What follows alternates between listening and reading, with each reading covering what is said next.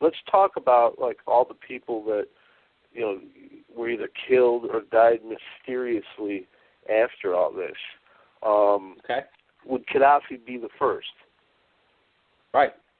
They went back. The FBI went back and they re-interviewed the detectives that originally worked his murder case, and the FBI was told by those detectives flat out that it wasn't an accident, that Kadafi was killed mob style. He was shot in the eye execution style. This was not just goofing around with a gun and a gun went off and it was an accident and how terrible it was. He was shot execution style. The FBI has already documented that. That's what the detectives told the FBI. So how in the world can that not be intentional? You don't just accidentally shoot yourself in the eye. Exactly.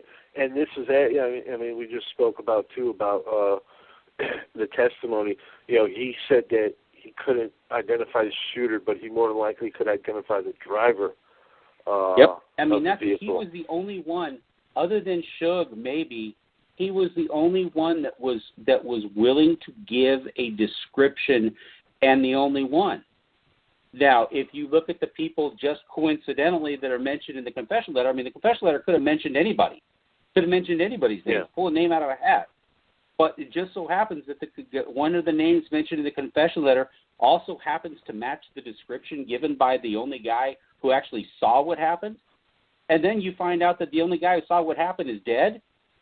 Well, there you go. It kind of makes, kind of wraps itself up, doesn't it?